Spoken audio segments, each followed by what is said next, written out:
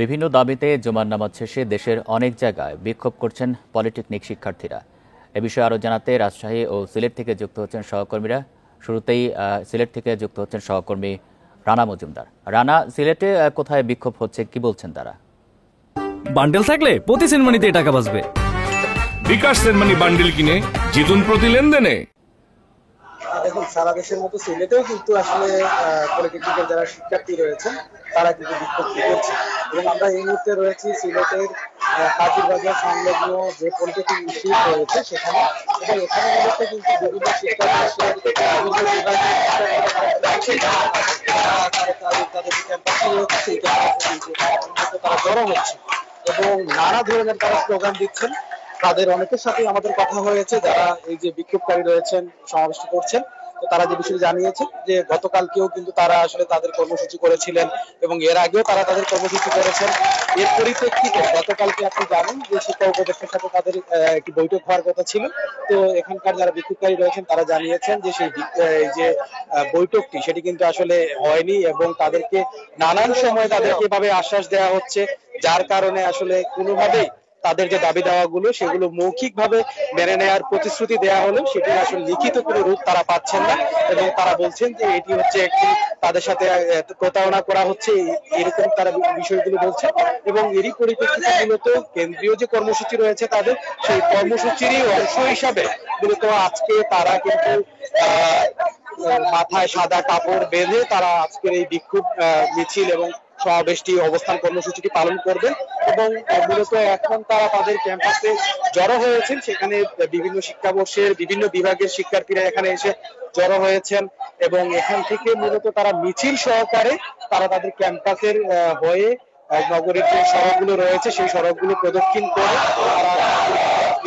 তারা কিন্তু গিয়ে তিতুমিয়া যে পয়েন্টটি রয়েছে সেখানে গিয়ে তারা কিন্তু অবস্থান নেবেন এবং তারা জানিয়েছেন সেখানে তারা বেশ কিছু সময় অবস্থান করবেন এবং তাদের যে দাবি দেওয়া সেই দাবি দেওয়া সেগুলো তুলে ধরবেন এবং যদি সেগুলো মেনে তাহলে পরবর্তীতে আরো কঠোর কর্মসূচি তারা দেবেন। রানা, আপনি থাকবেন আমাদের সাথে। আমরা এবার রাজশাহীর বিক্ষোভের খবর জানবো। সেখান থেকে যুক্ত হচ্ছেন সহকর্মী মুস্তাফিজুর রহমান। মুস্তাফিজ, রাজশাহীতে বিক্ষোভের বিষয়ে বিস্তারিত জানাবেন, কি কি দাবি তারা তুলে ধরছেন? দেখুন, তাদের কেন্দ্রীয় কর্মসূচির অংশ হিসেবে আজকে দুপুরে জুম্মার নামাজের শেষে তাদের কাফনের কাপড় বেঁধে বিক্ষোভ করার কথা ছিল। এমনটি কিন্তু এখানে রাজশাহী যারা আন্দোলন করছিলেন যে শিক্ষার্থীরা, তাদের যে দাবি দাবাগুলো 6 দফা দাবি রয়েছে সেই দাবির পরিপ্রেক্ষিতে আন্দোলনে আজকে নামার কথা ছিল, কিন্তু বাগড়া দিয়েছে বৃষ্টির বাগড়াতে কিন্তু শিক্ষার্থীরা এখনও সেভাবে জমায়েত হতে পারেনি। বিচ্ছিন্নভাবে তারা বিভিন্ন জায়গায় অবস্থান করছে এবং তাদের সঙ্গে কথা বলে যতটুকু জানতে পেরেছি তারা বলছেন যে তাদের যে দাবি এটি বৃষ্টি বা রোদ কোনো কিছুই তাদের এখানে বাধা হবে না। তারা সবাইকেই এর মধ্যে কিন্তু আহ্বান করেছেন এবং প্রত্যেকটা শিক্ষার্থী যে ইনস্টিটিউটগুলো রয়েছে এখানে ডিপ্লোমা ইঞ্জিনিয়ারিং ইনস্টিটিউটগুলো রয়েছে সেগুলো শিক্ষার্থীরা এখানে আসবেন, এসে পৌঁছাবেন এবং তাদের যে 6 দফা দাবি সেটি আদায়ে তারা কিন্তু কঠোর আন্দোলনে যাবেন এমনটি কিন্তু জানিয়েছিলেন। এবং তাদের যে দাবিগুলো রয়েছে মূলত যে ইঞ্জিনিয়ারিং কোর্সের যে বয়সের একটি সময়সীমার একটি দাবির একটি ছিল, জুনিয়র ইন্সট্রাক্টর পদে ক্রাফট ইন্সট্রাক্টরদের অবৈধ পদোন্নতির যে বিষয়টি ছিল। এছাড়াও যে তাদের যে আরেকটি দাবি রয়েছে 6 দফা দাবির মধ্যে রয়েছে কারিগরি সেক্টরে থেকেই কিন্তু তাদের যে পরিচালক থেকে শুরু করে সবাইকে নিতে হবে, এটি কিন্তু তারা বলছিলেন। সেই সাথে তারা একটি বলছিলেন যে বিএসসির সাথে তাদের যে বৈষম্য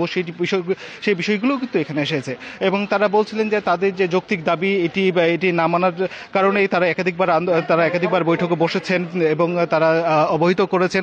বিষয়টি সবাই জানে, তারপরেও যখন কেউ কর্ণপাত করছে না, যার ফলে তারা কিন্তু বাধ্য হয়েছেন এই কর্মসূচি ক্রমান্বয়ে কিন্তু এর গতি বাড়াতে এবং ক্রমান্বয়ে এই কর্মসূচি কঠোর থেকে কঠোরতর করবেন এমনটি কিন্তু এখানকার যারা আন্দোলনরত শিক্ষার্থী রয়েছেন তারা কিন্তু বলছিলেন। এবং এরই মধ্যে আমরা দেখছি যে বেশ কিছু শিক্ষার্থী বৃষ্টি হলেও কিন্তু গুড়ি গুড়ি বৃষ্টি হচ্ছে এর মধ্যেও কিন্তু তারা আসছেন এবং মাথায় কাফনের কাপড় বেঁধেছেন এবং তারা বলছিলেন যে তাদের এই দাবি আদায় না হওয়া পর্যন্ত, আজ যেহেতু শুক্রবার ছুটির দিন, এরপরও কিন্তু তারা সমাহিত হবেন এবং এরপরে কিন্তু পরবর্তী দিনে আরো কঠোর কর্মসূচির কিন্তু ঘোষণা দিবেন বলেও কিন্তু তারা এখানে যারা আন্দোলনরত শিক্ষার্থী আছেন তারা কিন্তু বলছেন।